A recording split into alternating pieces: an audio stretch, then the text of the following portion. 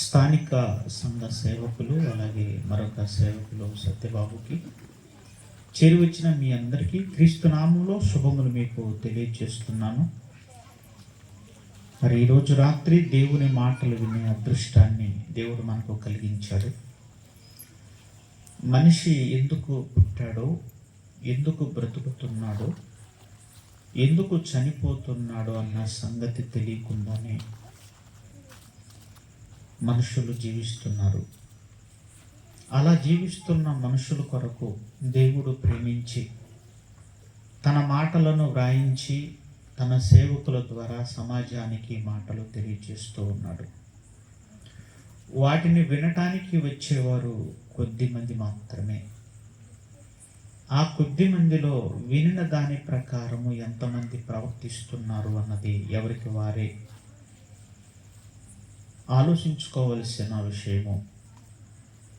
మన జీవితం గురించి దేవుడు ప్రేమించి తన మాటలను తెలియజేస్తున్నాడు.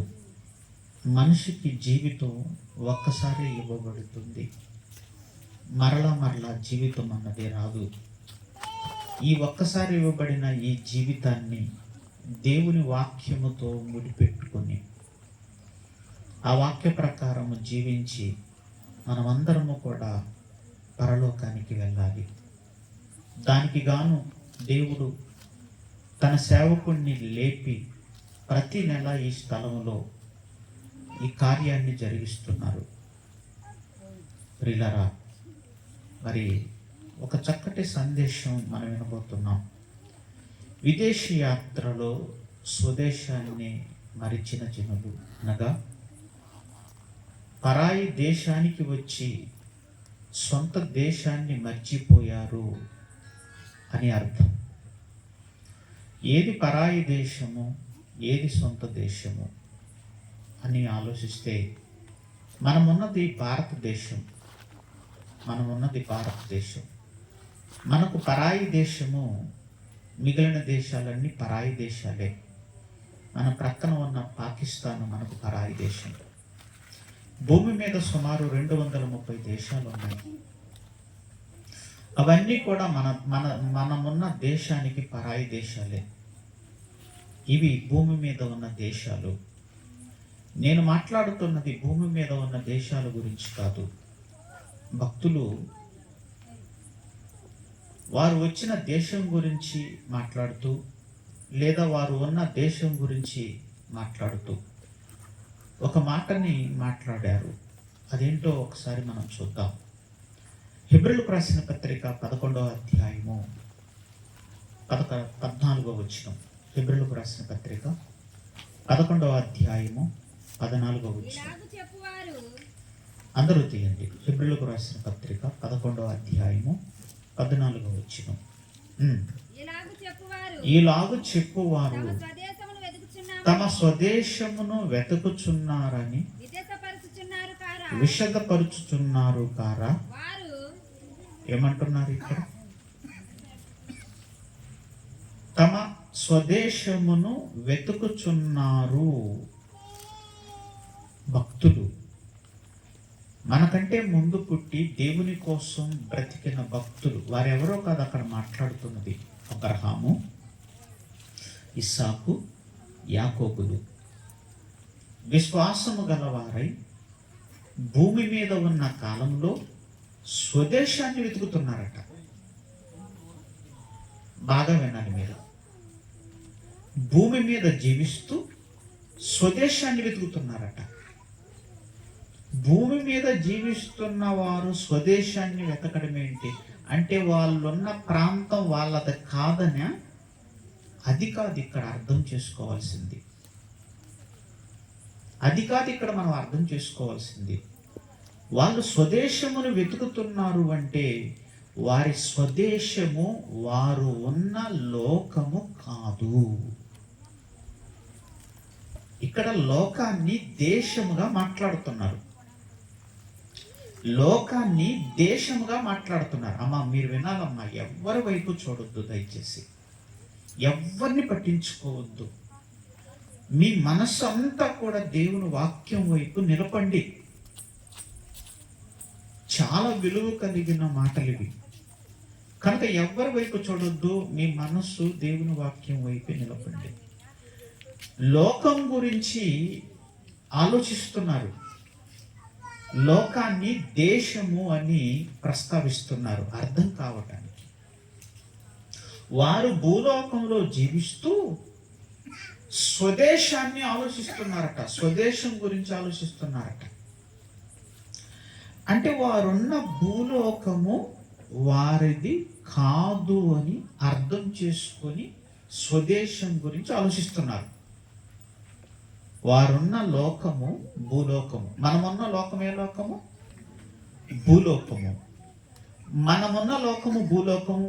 మనకంటే ముందు వాళ్ళున్న లోకం కూడా ఇదే లోకం. ఈ లోకములో జీవిస్తూ ఏం ఆలోచిస్తున్నారట వాళ్ళు? స్వదేశానికి వెళ్ళిపోవాలి అని ఆలోచిస్తున్నారట. ఏది స్వదేశము? భూలోకము మన స్వదేశము కాదా?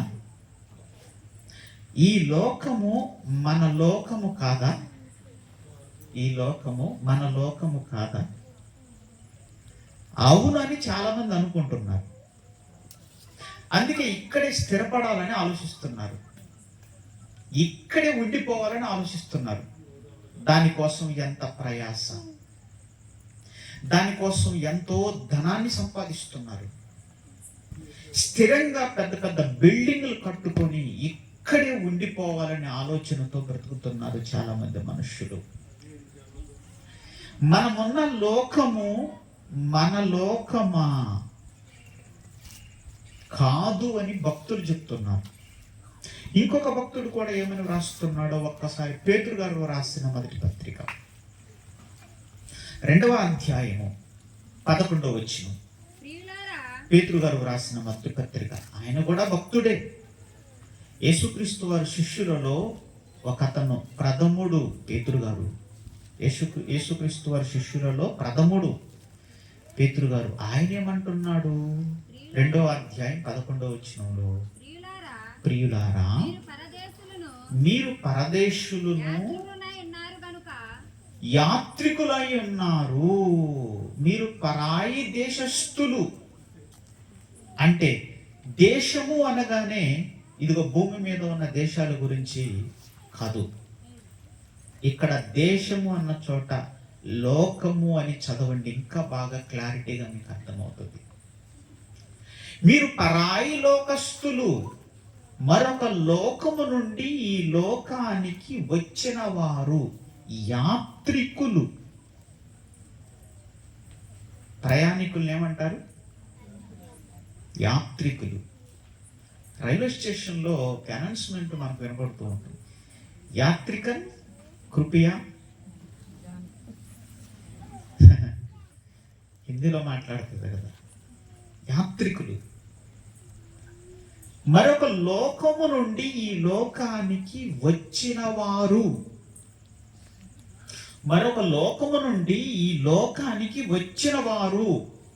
మనమున్న లోకము పరాయి లోకం, మంది కాదు,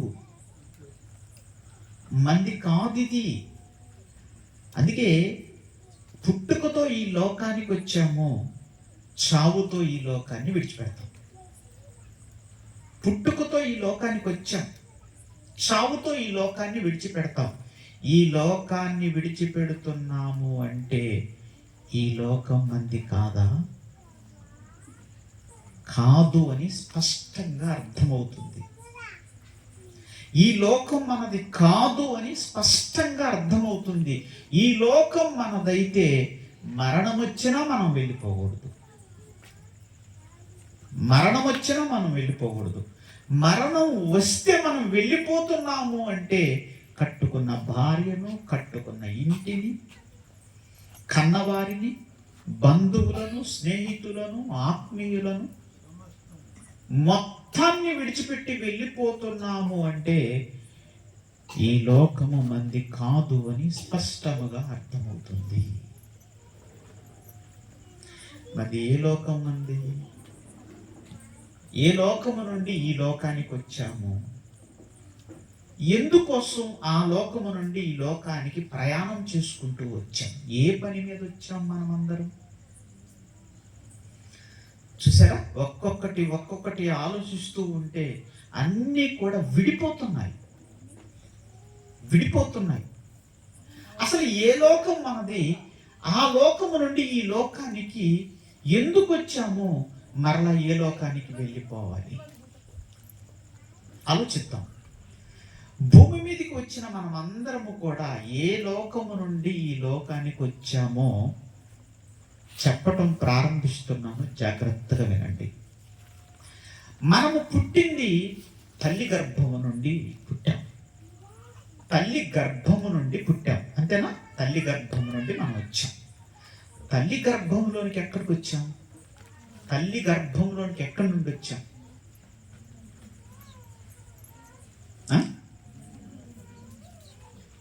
తల్లి గర్భము నుండి బయటకు వచ్చాం. ఓకేనా? ఇప్పుడు తల్లి గర్భంలోనికి ఎక్కడి నుండి వచ్చాం? ఎక్కడి నుండి వచ్చామో తెలుసా? మన నాన్నలో నుండి వచ్చాం. బాగా వినాలి మీరు, మన జీవితానికి సంబంధించిన విషయాలు ఇవన్నీ కూడా. మన నాన్నలో నుండి తల్లిలోనికి వచ్చాం. అంటే మనుషులందరూ, ఆడవారు కానీ మగవారు కానీ, మనుషులందరూ ముందు ఎవరిలో ఉంటారు? తండ్రిలో ఉంటారు. తల్లిలో నుండే వచ్చామనుకో, తండ్రికి సంబంధం లేదనుకోండి, అప్పుడు తల్లిలో నుండే వచ్చినట్టు. ఓకేనా? ఇప్పుడు తండ్రితో సంబంధం ఉంది మనకి. తల్లిదండ్రులు, కన్నవారు అంతేనా? అంటే తండ్రి కూడా కన్నాడా? కన్నది తల్లి ఒక్కటేనా? తండ్రి కూడా కన్నాడు. మత్తయి సువార్త 1వ అధ్యాయము 2వ వచనం. మత్తయి సువార్త 1వ అధ్యాయము 2వ వచనం. అందరూ తీయండి, చూడాలి, మీరు చూడాలి. బైబిల్లో దేవుడు మన కొరకు వ్రాసిన మాటల్ని మీరు చూస్తూ, వింటూ, ఆలోచిస్తూ ఉండాలి. ఓకేనా? ఇప్పుడు మత్తయి సువార్త 1వ అధ్యాయం 2వ వచనం చదవండి. అబ్రహాము ఇస్సాకును కనెను. ఇస్సాకును కన్నది ఎవరో చెప్పాలి మీరు ఇప్పుడు. అబ్రహామా శారమ్మ? ఇద్దరు. మొదట ఎవరు కన్నారు అంటే అబ్రహాము కన్నాడు. తర్వాత ఎవరు కన్నారు అంటే శారమ్మ కన్నది. అంతేనా? అబ్రహాము ఇస్సాకును కనెను అంటే ఇస్సాకు ఎవరిలో ఉన్నాడు? అబ్రహాము గర్భములో ఉన్నాడు. ఓకే, అబ్రహాము గర్భములో ఉన్న ఇస్సాకు మరి శారమ్మ గర్భములోనికి వచ్చాడు. దానినే కనడం అంటున్నాడు. ఆ తర్వాత శారమ్మ గర్భంలో 9 మాసాలు ఉండి ఒక చక్కటి శరీరాన్ని తెచ్చుకొని భూమి మీదకి వచ్చాడు. ఆయనే ఇస్సాకు. మొత్తం మీద ఇస్సాకు ఎవరి గర్భంలో ఉన్నాడు? అబ్రహాము గర్భంలో ఉన్నాడు, అనగా తండ్రి గర్భంలో ఉన్నారు. ఇప్పుడు మనము మన తండ్రి గర్భము నుండి వచ్చిన వాళ్ళము అయితే, మన తండ్రి గర్భములోనికి మనం వెళ్ళిపోయాము అనుకోండి, మన తండ్రి ఎక్కడికి వెళ్ళిపోవాలి? వెనక్కి వెళ్ళిపోవాలి. వాళ్ళ నాన్నలోనికి వెళ్తాడు. వాళ్ళ నాన్న ఎవరిలోకి వెళ్ళిపోవాలి? వాళ్ళ నాన్నలోకి. అలా అలా అలా వెనక్కి వెళ్ళిపోతే మనం అందరము కూడా ఎవరి గర్భం నుండి వచ్చాం? మనమందరము కూడా ఎవరి గర్భము నుండి వచ్చాం? ఆదాము గర్భము నుండి వచ్చాము. అపోస్తుల కార్యములు 17వ అధ్యాయము 28వ వచనం. అపోస్తుల కార్యములు 17వ అధ్యాయము 28వ వచనం.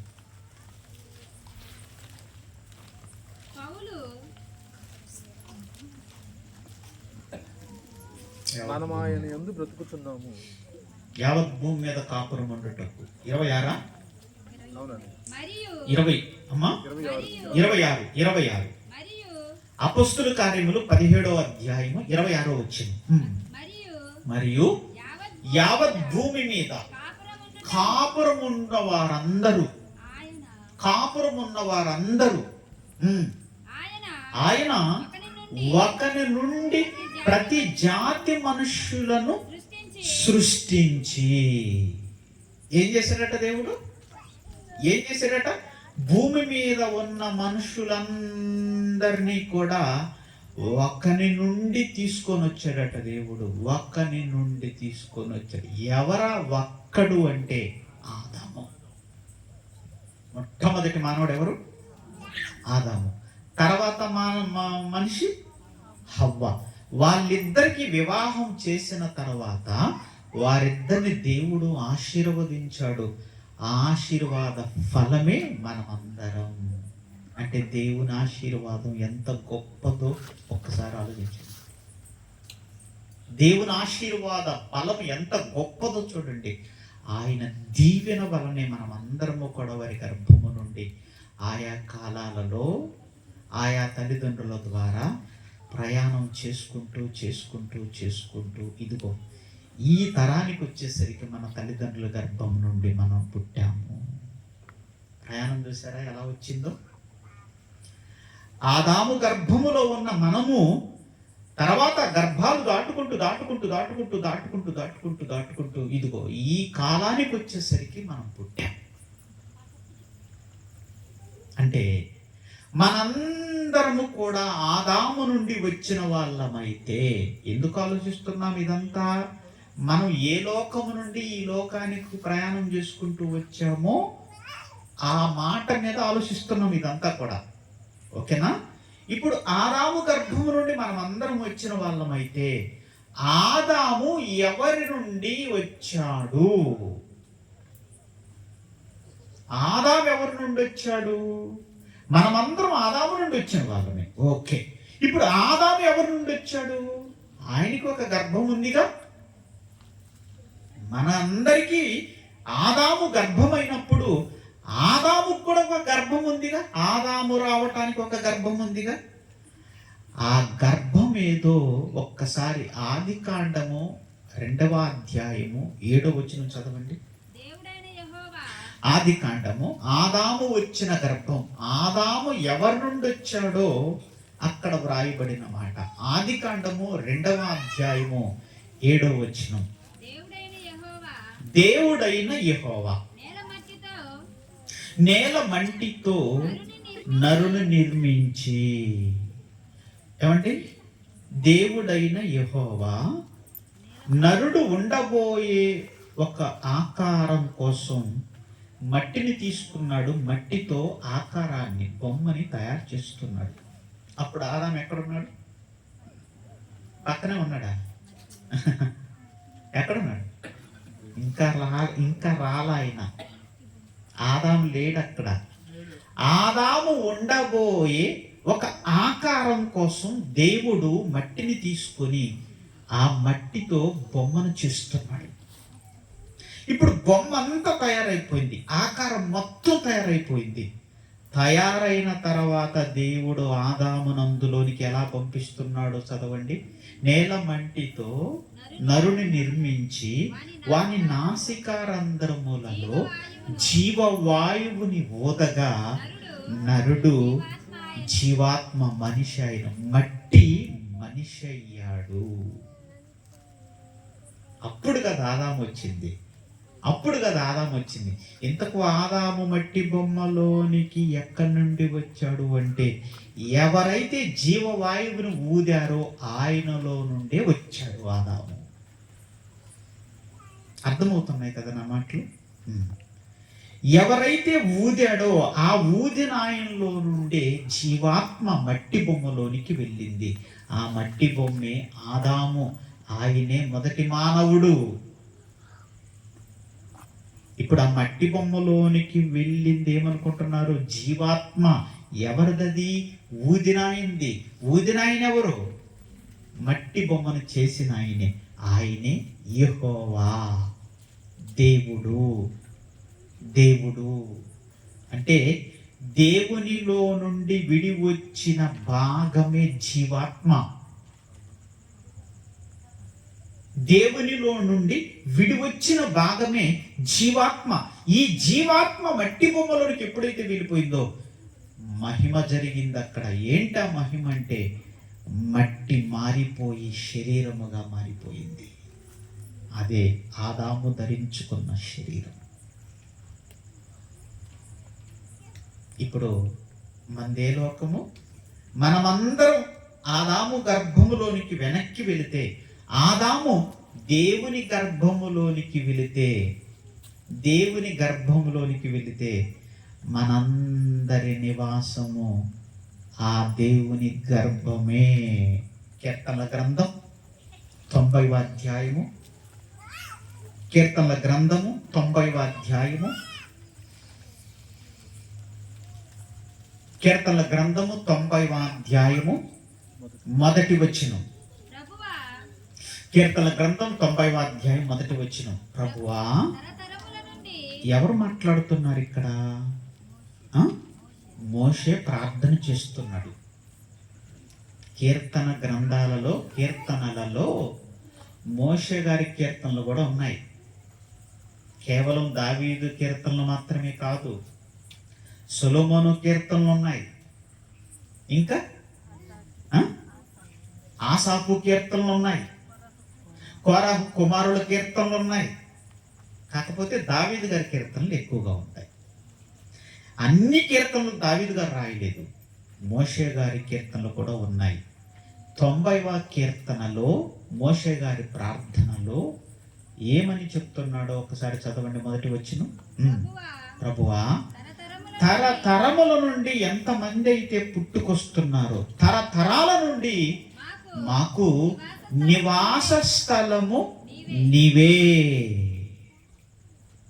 ఎంత చక్కగా, ఎంత స్పష్టముగా ఉందో చూడండి.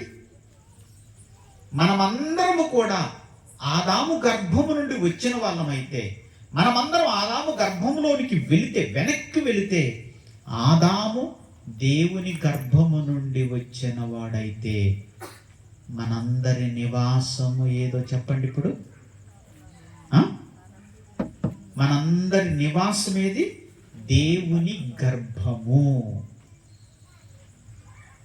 దేవుని గర్భము. దేవునిలో నుండి వచ్చిన వాళ్ళం.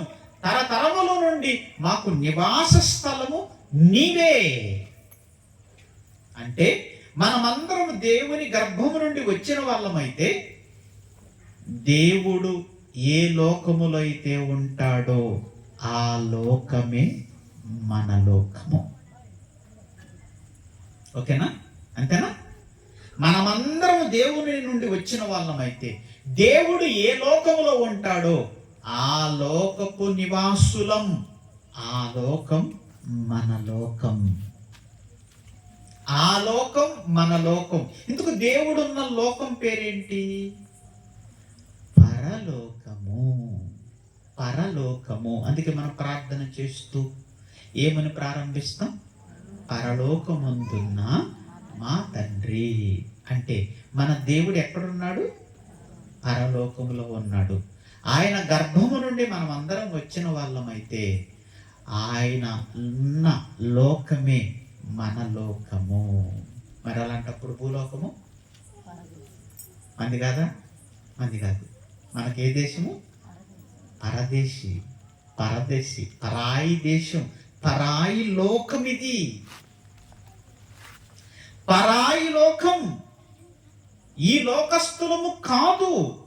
మరొక లోకము నుండి ఈ లోకానికి ప్రయాణం చేసుకుంటూ వచ్చిన వాళ్ళం. అందుకే యాత్రికులం. యాత్రికులం, మనమందరం యాత్రికులం. అందుకే లేవియ కాండములో కూడా ఈ మాటని దేవుడు రాయిస్తున్నాడు. చూడండి, లేవియ కాండము 25వ అధ్యాయము 23వ వచనం. లేవియ కాండము 25వ అధ్యాయము 23వ వచనం.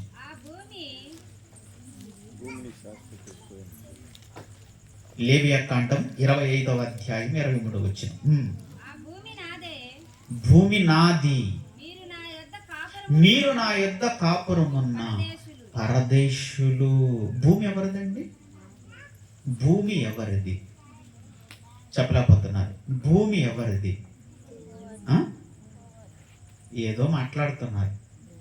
భూమి ఎవరిది? దేవునిది. కానీ మనిషి ఏమంటున్నాడు? ఈ నేల మనదిరో, ఊరు మనదిరా. కింగ్ జాన్సన్ గారు అప్పుడు ఒక పాట పాడాడండి.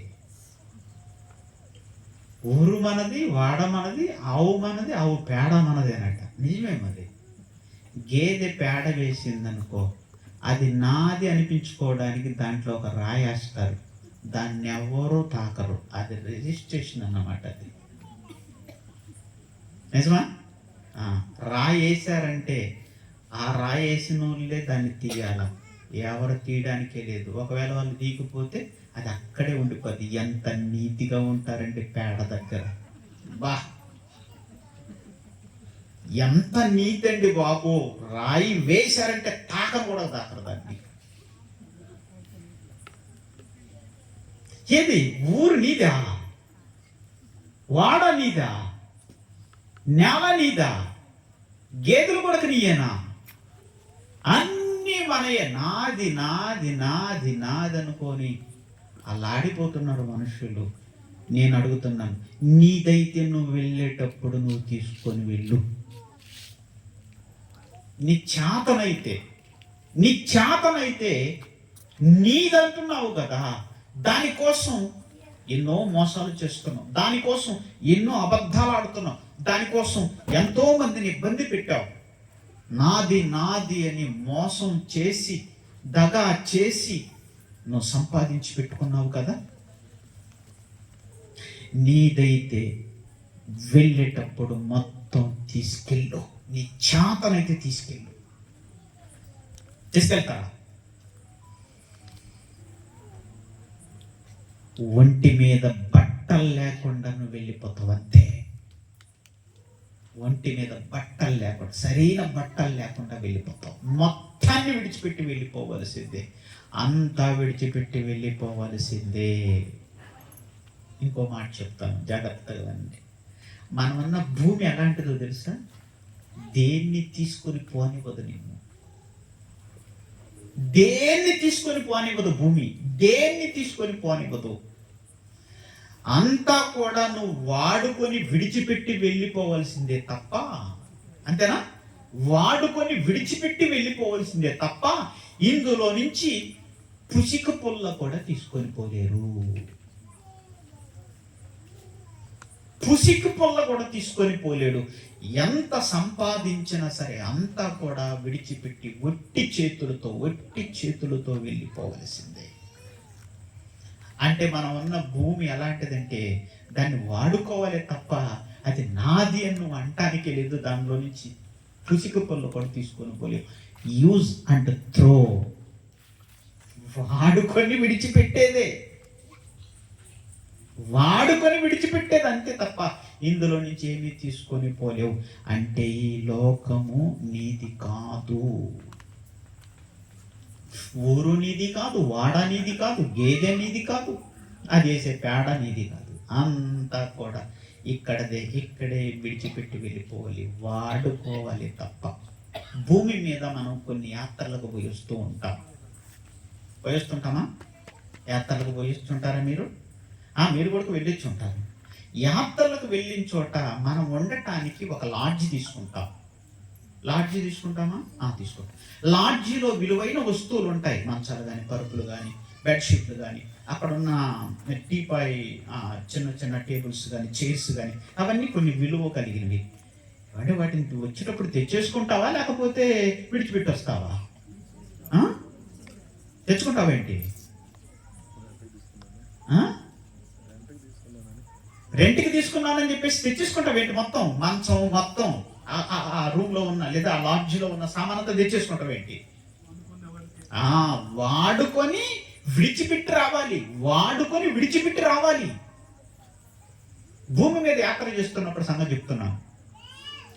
అది ఎంత వాస్తవమో మనమందరము కూడా ఈ భూలోకానికి వచ్చాం, యాత్రికులుగా వచ్చాం. మంది లోకం కాదు, మొత్తాన్ని విడిచిపెట్టి వెళ్ళిపోవాలి. మొత్తాన్ని విడిచిపెట్టి వెళ్ళిపోవాలి. కట్టుకున్న భార్యను కూడా విడిచిపెట్టి వెళ్ళిపోవాలా? అవును, అంతే, విడిచిపెట్టి వెళ్ళిపోవాలి. కన్న పిల్లల్ని వాళ్ళని కూడా విడిచిపెట్టి వెళ్ళిపోవాలి. అందరినీ విడిచిపెట్టి ఒంటరిగా వెళ్ళిపోవాలి. నీకు భూమి మీద ఉన్నప్పుడు అందరూ ఉన్నారు, భూలోకాన్ని విడుస్తున్నప్పుడు మాత్రం ఒంటరిగానే వెళ్ళిపోవాలి. నీతో నీ భార్య రాదు.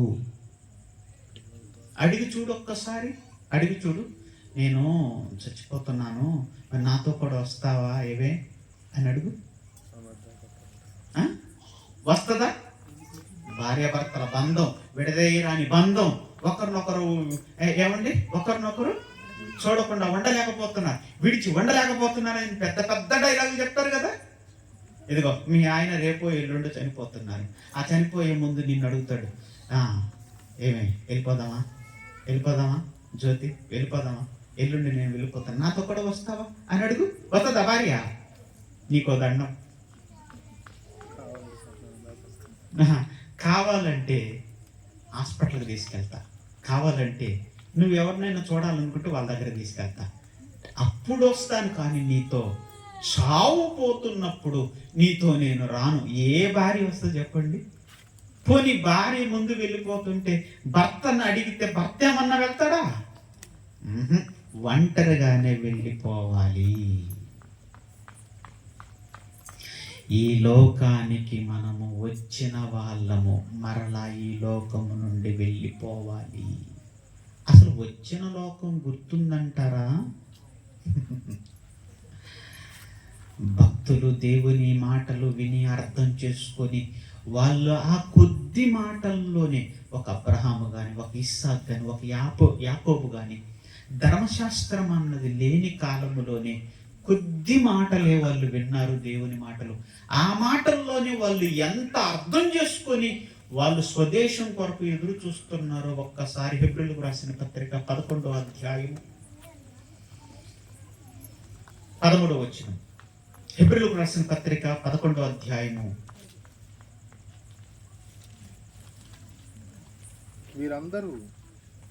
వీరందరూ ఆ వాగ్దానముల ఫలం అనుభవింపకపోయినను. ఒక్క నిమిషం. హెబ్రీయులకు రాసిన పత్రిక 11వ అధ్యాయము 13వ వచనం. వీరందరూ, అదేనా? వీరందరూ ఆ వాగ్దానముల ఫలము, ఆ వాగ్దాన ఫలం, రైట్, ఆ వాగ్దాన ఫలము అనుభవింపకపోయినను దూరము నుండి చూచి వందనము చేసి తాము భూమి మీద పరదేశులము యాత్రికులు, భూమి మీదికి వచ్చిన యాత్రికులమై ఉన్నామని ఒప్పుకొని విశ్వాసము గలవారై మృతి పొందిరి. ఎంత సంగతి తెలుసుకున్నారు అంటే, ఆ రోజుల్లో దేవుని వాక్యము దేవదూత వచ్చి చెబితేనే దేవుని వాక్యం అందుతుంది వారికి. దేవుని వాక్యము దేవదూత వచ్చి చెప్పిన ఆ 4 మాటలే వాళ్ళకు ఆధారం చేసుకొని ఎన్ని సంగతులు వాళ్ళు అర్థం చేసుకున్నారు.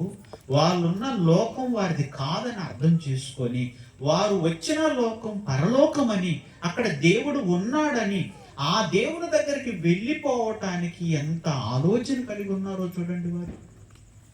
అంటే కిందకి వచ్చేసరికి వారు ఏ దేశము నుండి వచ్చిరో చదవండి కిందికి. వారు ఏ దేశము, ఎలాగో చెప్పువారు తమ స్వదేశమును వెతుకుచున్నారు కారా. వారు ఏ దేశము నుండి వచ్చారో ఆ దేశమును జ్ఞాపకం ఉంచుకున్న ఎడల మరలా వెళ్ళుటకు వీలు కలుగును. అంటే ఇప్పుడు అబ్రహాము, ఇస్సాకు, యాకోబులకి వారు వచ్చిన లోకము వారికి గుర్తుందంటారా లేదంటారా? తమ స్వదేశము వాళ్ళకి తెలుసు అంటారా తెలియదంటారా? తెలుసు. ఇప్పుడు మన గురించి ఆలోచిద్దామా? ఎన్ని సంవత్సరాల నుంచి దేవుని వాక్యం వింటున్నాం. మీ ఇంట్లో కూడా బైబిళ్ళు ఉన్నాయి, ఒకటి కాదు, బైబిళ్ళు ఉన్నాయి. మనిషికి ఒక బైబిల్, అవసరమైతే 2-3 బైబిళ్ళు కూడా ఒక్కొక్కరు కొనిపెట్టుకొని ఉన్నారు. అన్ని బైబిళ్ళు ఉన్నాయి. మీ ఇంట్లో అన్ని సంగతులు కలిగిన పరిశుద్ధ గ్రంథం ఉంది. ఇటు ఆదివారం వచ్చేసరికి సేవకులు వాక్యం చెప్తుంటారు, ఇటు నెల వచ్చేసరికి ఇదిగో సత్యబాబు ఈ కార్యక్రమం ద్వారా ఎన్నో సంగతులు వినిపిస్తున్నాడు. అటు స్తుతి కూడికల్లో మనం వాక్యం వింటున్నాం, ఇటు సభల్లో వాక్యం వింటున్నాం, అటు సంఘంలో వాక్యం వింటున్నాం, ఎటు చూసిన వాక్యం వింటున్నాం. మనకేమన్నా మన దేశం గురించి ఆలోచన ఉందంటారా? మనం వచ్చిన లోకం గురించి ఆలోచన ఉందంటారా? వాళ్ళకి మనకి ఎంత తేడా ఉందో చూడండి. ఇద్దరి విశ్వాసాన్ని తక్కెట్లో పెట్టి తుంచితే మంది పైకి లేచిపోద్ది, వాళ్ళు కింది కనిగిపోద్ది. అంటే విశ్వాసం ఎక్కువగా ఉంది. వారు దేవదూతల ద్వారా విన్న 4 మాటలను బట్టే వారు స్వదేశం గురించి ఆలోచిస్తున్నారు, దేవుడి గురించి ఆలోచిస్తున్నారు, మరలా వెళ్ళిపోవడానికి ఆలోచిస్తున్నారు. మనకు మాత్రం ఇన్ని మాటలు విన్నా మనకు ఆలోచన రావటం లేదు. ఇప్పుడు కూడా ఏం ఆలోచిస్తున్నారు? ఇంకా ఎంతసేపు చెప్పారా, ఇంకా ముగించలేదు, ఇంటికి పోదాం అనుకుంటున్నారు. ఇంటికి పోదాం అనుకుంటున్నారు కానీ మీ నాన్న ఇంటికి పోదామని ఏమన్నా ఆలోచన ఉందంటారు? నా ఇల్లు, నా పొలం, నా వారు, ఆహా, నా బంగారం, నా ధనం, ఆహా.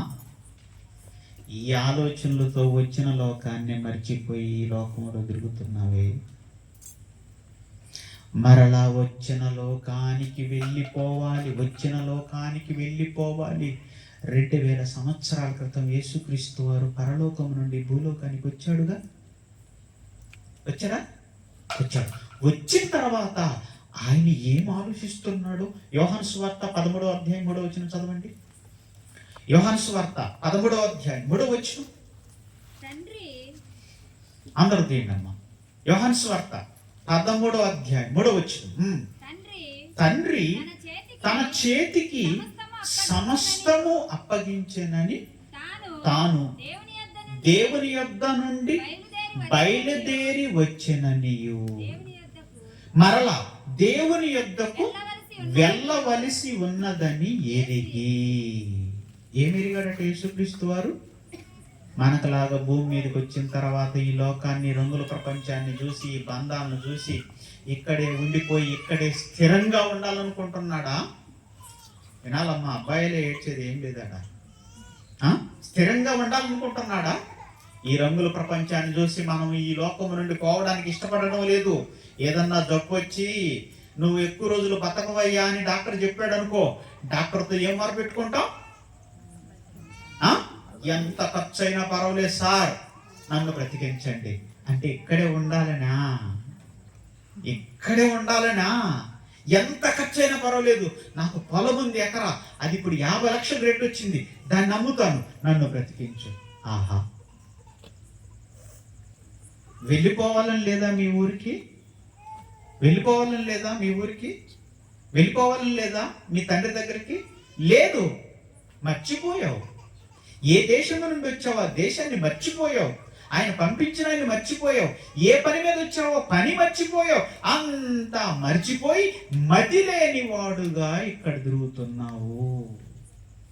అప్పుడప్పుడు సెంటర్లలో, అప్పుడప్పుడు డిపోలలో కొంతమంది జుట్టది బీక్కుంటా, గీరుకుంటా, ఆ కాగితాలు ఏరుకుంటా, ఆ డబ్బాలను నేరుకుంటా, వాళ్ళు కట్టుకున్న గుడ్డలో పెట్టుకుంటా ఇంత మోటేసుకొని తిరుగుతుంటారు. ఎవరు వాళ్ళు? మతి లేని వారు. వారికంటూ ఒక కుటుంబం ఉందా? ఉన్నారా? ఎందుకు లేరు? ఉన్నారు. కానీ ఆ ఇంటికి పోడు, వాళ్ళని గుర్తుపట్టలేడు. ఈ బస్ స్టాండ్లలో, డిపోలలో, రైల్వే స్టేషన్లలో మతి చెలించిన వారై, మతి లేని వారై, జ్ఞాపశక్తి లేని వారై అలా ఎలా తిరుగుతున్నారో ఈరోజు బట్టలు బాగా కట్టుకొని, తెలివి కలిగి, వివేకము కలిగి వచ్చిన లోకాన్ని మర్చిపోయి మతి లేని వారుగా తిరుగుతున్న మనుషులు. ఇప్పుడు ఆ బస్ స్టాండ్లలో మతి లేని తిరిగిన వాళ్ళతో సమానం అయిపోయాం మనం కూడా. అంతే కదా మరి. వచ్చిన లోకాన్ని మర్చిపోతే, కన్న తండ్రిని మర్చిపోతే, వచ్చిన పనిని మర్చిపోతే ఏమనాలి చెప్పండి? ఊరికి పోయే త్రోవను మర్చిపోయావు. ఏ ఊరు నుంచి వచ్చావో తెలియదు, ఎవరు పంపించారో తెలియదు, మరి ఏ పని మీద వచ్చావో తెలియదు. మనం ఈ లోకాన్ని విడిచిన తర్వాత మరలా ఆ లోకానికి వెళ్ళాలన్న సంగతులే తెలియకుండా బ్రతుకుతున్నారంటే మతుండి బ్రతుకుతున్నారా, మతి లేక బ్రతుకుతున్నారా? కాస్త ఇబ్బందిగా ఉంటుంది ఈ మాట. మరి ఏమనుకోగాకండి, ఉన్న విషయం చెప్పాలి కదా. మతుండి బ్రతుకుతున్నారా, మతి లేక బ్రతుకుతున్నారా? మతుండి బ్రతికితే అబ్రహాము, ఇస్సాకు, యాకోబుల్లాగా ఆలోచిస్తారు. మతి లేక బ్రతికితే ఇదిగో ఇలాగే ఉంటారు. ఇంకో మాట చెప్తాను, నిలువరమైన పట్టణం మనకిక్కడ లేదు, కానీ మనం మాత్రం పట్టణాలను గట్టిగా కడుతున్నాం. అడ్వర్టైజ్మెంట్ వచ్చాయి కదా, సిమెంట్. రైల్వే ట్రాక్ పక్కన ఒక ఇల్లు కడితే ఆ రైలు వచ్చిపోతున్నప్పుడల్లా ఇల్లు నెరబడుతుందట అని మీ భాషలో చెప్తున్నాను. నెరబట్టకుండా ఉండాలంటే, స్ట్రాంగ్గా గట్టిగా ఉండాలంటే ఒక ఆయన వచ్చి ఒక సలహా చెప్తాడు. ఏంటది?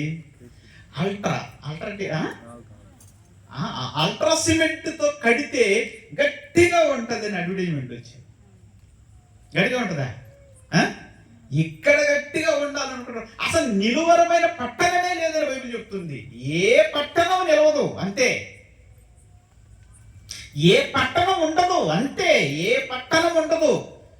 ఒక్కసారి రాజులు కట్టిన కోటలు గుర్తు చేసుకోండి. ఒక్కసారి రాజులు కట్టిన కోటలు, పూర్వకాలం రాజులు కట్టిన కోటలు గుర్తు చేసుకోండి. ఉన్నాయా? శిథిలమైపోయాయి.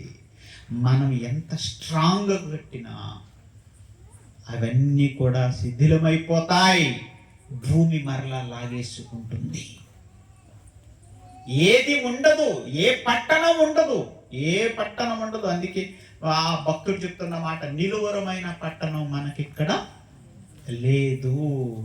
ఈ విషయాన్ని అర్థం చేసుకున్న వాళ్ళు వెళ్ళిపోవడానికి సిద్ధపడుతున్నారు. అలా యేసుక్రీస్తు వారు కూడా తండ్రి దగ్గర నుండి వచ్చాడని ఎరిగి తనకు అప్పగించిన పనిని పూర్తి చేసుకుని మరలా దేవుని యొద్దకు వెళ్ళిపోవటానికి సిద్ధంగా ఉన్నాడు. మన పరిస్థితి ఏంటి? మనకి ఇంకా మెలకువ రాలా. ఈరోజు రాత్రి సందేశాన్ని బట్టి కొంతమంది మేలుకుంటారని నేను అనుకుంటున్నాను. మేలుకోవాలి. చివరి గడియ మేలుకొలుపు ఈ సభ. చివరి గడియ మేలుకొలుపు. ఈ లోకానికి వచ్చిన మనము మరలా ఈ లోకము నుండి వెళ్ళిపోతాం. దేవుడు కూడా ఏమని సెలవిస్తున్నాడు? కీర్తన గ్రంథం 90వ అధ్యాయం 3వ వచనం. కీర్తన గ్రంథం 90వ అధ్యాయము 3వ వచనం.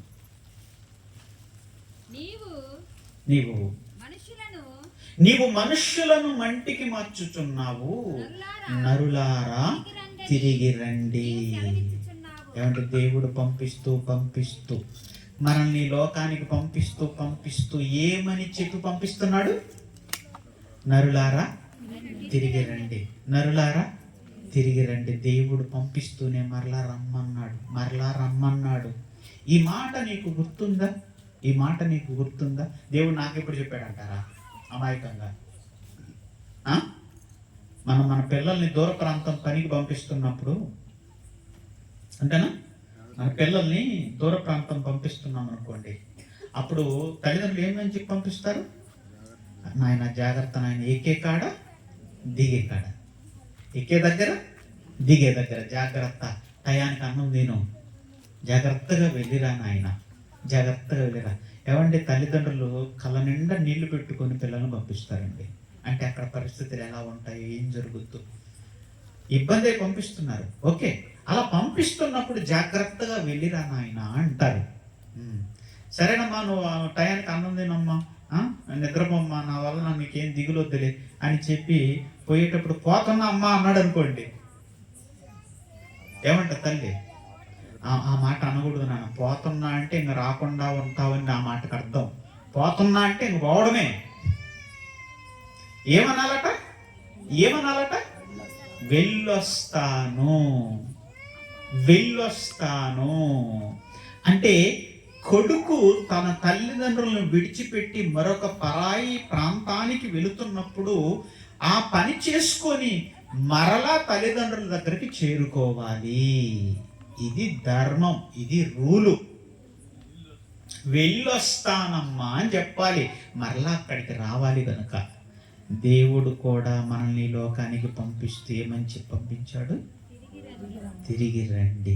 తిరిగి రమ్మనేసరికి నిజంగా తిరుగుతున్నారండి.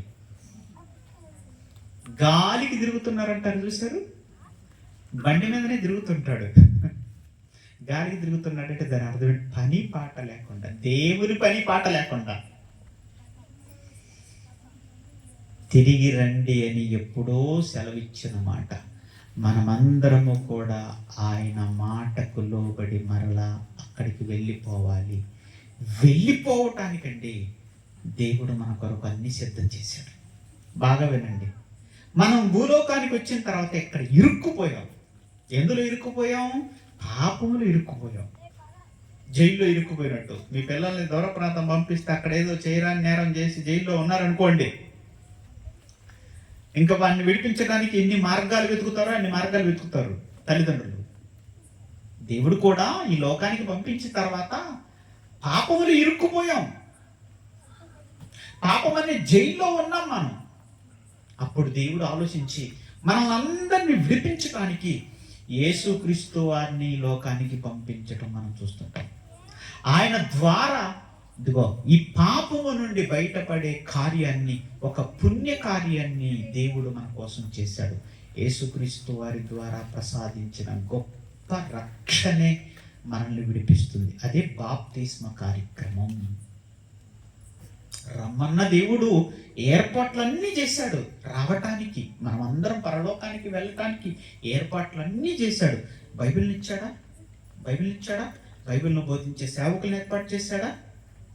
నువ్వు పాపంలో ఉన్నప్పుడు పాపం నుంచి బయటపడడానికి యేసుక్రీస్తు వారి రక్తాన్ని ఇచ్చాడా? సంఘాన్ని ఇచ్చాడా? ఎన్ని ఏర్పాట్లు చేశాడో చూడండి. ఈ ఏర్పాట్లలోనికి రావటానికే ఈ సువార్త సభలు, ఈ వాక్యాన్ని ప్రకటించటం. నరులారా తిరిగి రమ్మన్న దేవుడు అన్ని ఏర్పాట్లు చేశాడు. ఇప్పుడు సత్యబాబు అందరిని పిలిచాడా లేదా? పిలిచాడా రమ్మని? పిలిచిన ఆయన ఏర్పాటు చేశాడా లేదా? ఏర్పాట్లు బాగున్నాయా? తెరపైన మంచి పాటలు, మంచి సౌండ్ సిస్టమ్, మంచి లైటింగ్, అదిగో చైర్స్, మీరు కూర్చోడానికి పట్టలు, ఇది వాక్యం చెప్పడానికి నన్ను పిలిపించాడు. ఇవన్నీ ఏర్పాట్లు. రమ్మన్నవాడు అన్ని ఏర్పాట్లు చేశాడు. దేవుడు కూడా రమ్మన్నాడు, ఏర్పాట్లన్నీ చేసి పెట్టాడు. మనమందరము కూడా పరలోకానికి వెళ్ళిపోవాలి. ఏ పని నిమిత్తం భూలోకానికి వచ్చాము అంటే దేవుని పని కోసమే భూలోకానికి వచ్చాము. ముఠాకట్టి పంపించాడు ఆయన, ముఠాకట్టి పంపించాడు మనల్ని అందరినీ. పని చేసుకొని రండి ఆయన అని. అంతేనా? అప్పుడప్పుడు బేల్దారి మేస్త్రులు కొంతమందిని ముఠా కడుతూ ఉంటారు. 10 మందినో 15 మందినో అట్ట ముఠా కట్టి, ఈ కడుతున్న ఈ ముఠాకి పని ఎక్కడుంది? అదిగో హైదరాబాద్లోనో, బెంగళూరులోనో, చెన్నైలోనో అక్కడ పని ఉంది. అక్కడ పని చేయడానికి ఇక్కడ ముఠా కడుతూ ఉంటారు. వాళ్ళకు అవసరమైన ధనాన్ని ఇస్తారు, వారి అవసరాలు తీరుస్తారు. ఆ తర్వాత జీతం అంతే వాళ్ళని మాట్లాడుకొని అక్కడ ఆ ముఠాని తీసుకెళ్ళిపోతాడండి మేస్త్రి. తీసుకెళ్ళిపోయి అక్కడ పని చేపిస్తాడు. పని అక్కడుంది, ముఠా ఇక్కడుంది. ఈ ముఠాన్ని తీసుకెళ్ళి పని చేపిస్తాడు. పని పూర్తయిన తర్వాత వాళ్ళ లెక్కలు పూర్తి చేసి వాళ్ళకి రావాల్సింది ఇచ్చేసి మరలా సంవత్సరానికి రెడీ అయిపోతుంటాడు. ఇది మీకు అర్థమైతే దేవుడు కూడా మనల్ని అందరినీ పని చేసుకొని రండి నాయన అని ముఠా కట్టి పంపించాడు. ఆయన ముఠా మేస్త్రి.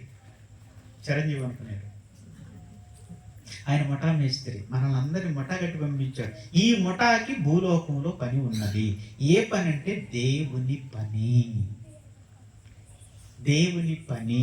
ఆ పని చేయడానికి పనిముట్టేది? ఇదిగో ఈ శరీరమే పనిముట్టు. ఈ శరీరముతోనే దేవుని పని చేయాలి, ప్రార్థన చేయాలి, వాక్యం చదవాలి, వాక్యాన్ని ప్రకటించాలి, వాక్యాన్ని ప్రకటింప చేయాలి. ఈ స్వరంతో దేవుని పాటలు పాడి దేవుని స్తుతించాలి. ఈ స్వరంతో దేవుని మాటలు చెప్పాలి. ఇదంతా కూడా దేవుని పని. దేవుని కార్యము అనగానే అన్ని పనులు ఉంటాయి. ఆ పనులన్నీ కూడా చేయటానికి ఇవ్వబడిందే ఈ పనిముట్టు. ప్రతి పనికి పనిముట్టు ఉంటుంది. దేవుని పనికి కూడా పనిముట్టే ఈ శరీరము. అందుకే కాలము, అందుకే శరీరము, అందుకే మనం ఆయన పని చేస్తున్నప్పుడు కావలసిన ఆహార పదార్థాలు, గాలి, నీరు, సమస్తము ఇవన్నీ కూడా మనం ఆయన పని చేయడానికి ఇవ్వబడ్డాయి. ఆ పని చేస్తున్నప్పుడు వీటిని అనుభవిస్తూ ఉంటాం. వీటిని అనుభవించి ఆయన పని చేసి మన కాలం పూర్తయిన తర్వాత ఈ లోకాన్ని విడిచిపెట్టి వెళ్ళిపోవాలి. నరులారా తిరిగి రండి. ఏ లోకం నుండి వచ్చామో ఆ లోకానికి వెళ్ళిపోవాలి. అంతేనా? పక్షులు ఉదయాన్నే గూటిని వదిలిపెట్టి పొలాల్లోకి వెళ్ళిపోతాయి. పొలాల్లోకి వెళ్ళిపోయి ఆహారం సంపాదించుకొని తిని మరలా ఎక్కడికి వస్తాయి? గూట్లోకి వస్తాయి. గొర్రెలు కానీ, మేకలు కానీ, గేదెలు కానీ చూడండి, తన దొడ్డిలో నుండి ఉదయం బయలుదేరి సాయంత్రం ఆహారం తిని మరలా సాయంత్రానికి ఎక్కడికి వస్తాయి? దొడ్డిలోకి వస్తాయి. మనం కూడా అంతే. పరలోకము నుండి ఇక్కడికి వచ్చాము. దేవుని పని చేసి మరలా పరలోకానికి వెళ్ళిపోవాలి. ప్రొద్దు కృంగుతున్న సమయంలో పొద్దు కూగుతుంది అంటారు కదా, కృంగుతుంది. ఆ కృంగుతుంది అంటే అర్థం ఏంటంటే మన ఇంటికి మనం వెళ్ళిపోవాలి అని అర్థం. మన ఇంటికి మనం వెళ్ళిపోవాలని అర్థం. మన లోకానికి మనం వెళ్ళిపోవాలని అర్థం. ఇప్పుడు దేవుడున్న లోకానికి వెళ్ళాలి. అదే కదా.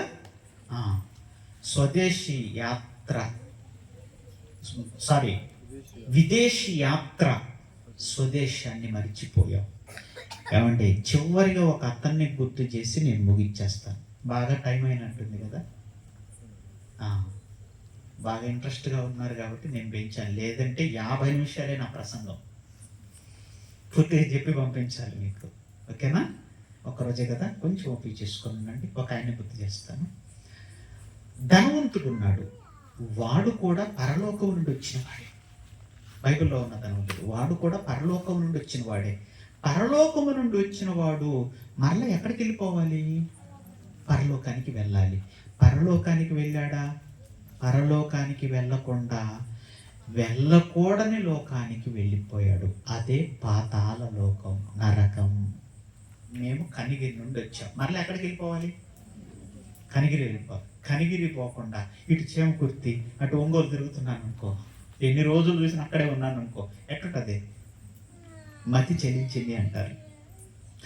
వాడు పరలోకము నుండి వచ్చాడు, మరలా పరలోకానికి వెళ్ళకుండా పాతాళానికి వెళ్ళిపోయాడు. ఎప్పుడైతే వాడు వచ్చిన లోకాన్ని మర్చిపోయి బ్రతికాడో వాడు వెళ్ళిన లోకం పాతాళ లోకమైంది. పాతాళ లోకంలో మనశ్శాంతి లేకుండా నిత్యము పండ్లు కొరుకుతూ ఏడుస్తూ వేదన పడుతూ ఉన్నాడు. మనం వచ్చిన లోకానికి మనం వెళ్ళిపోకపోతే పట్టే గతే అది. అర్థమవుతుందా? మనం వచ్చిన లోకానికి మరలా వెళ్ళకపోతే పట్టే గతి అది. అందుకే మనం వచ్చిన లోకానికి వెళ్ళిపోవాలి. లేదు మనం వచ్చిన లోకానికి వెళ్ళను, పాతాళానికి వెళ్ళను, నేను ఎక్కడే ఉంటాననుకుంటున్నామేమో. ఇక్కడ దేవుడు నిన్ను ఉండనివ్వడు. నీ పోకడైనా జరుగుద్ది, యేసు రాకడైనా జరుగుద్ది. యేసు రాకడ జరిగితే మాత్రం అసలు ఈ లోకమే ఉండదు. ఇది కాలి బూడిదైపోతుంది. నిలువరమైన పట్టణం ఇక్కడ ఏది ఉండదు. అసలు ఈ లోకమే తాత్కాలికమైనది. యేసుక్రీస్తు వారి రాకడతో ఈ లోకమే భస్మమైపోతుంది, కాలిపోతుంది. మిక్కటమైన వేండ్రముతో లయమైపోతాయి పంచభూతాలన్నీ కూడా. ఈ లోకం ఉండదు. ఉండబోయే లోకము పరలోకము, పాతాళ లోకము కూడా శాశ్వతంగా ఉంటుంది. అయితే అక్కడ మంటలు ఉంటాయి, అక్కడ నెమ్మది ఉంటుంది. అందుకే దేవుడు వద్దు నాయన, అది భరించలేరు, భయంకరమైన శిక్ష అది. నా కోసం బ్రతికితే మీకు వచ్చేది పరలోకం. మనందరం కలిసి ఉందాం. తండ్రిగా మీ కొరకు నేను ఎదురు చూస్తూ ఉన్నాను. నా చేతులు చాపుతున్నాను. రండి నరులారా, తిరిగి రండి. విదేశీ యాత్రలో స్వదేశాన్ని మరిచిన జనులకి ఈరోజు రాత్రి మెలకువ రావాలి. పాట విన్న తర్వాత మేల్కొనండి. జీవితాన్ని చక్కబెట్టుకునే దేవుడున్న పరలోకానికి, మన లోకానికి మనం వెళ్ళిపోతాం. కళ్ళు మూసుకొని ప్రార్థన చేసుకుందాం. దయగలిగిన మా కన్న తండ్రి, ఈరోజు రాత్రి నాయన మమ్మల్ని ప్రేమించి మంచి మాటలు మాకు వినిపించారు. పరలోకము నుండి ఈ లోకానికి మీరు పంపించగా వచ్చాం ఒక పవిత్రమైన పని నిమిత్తమై.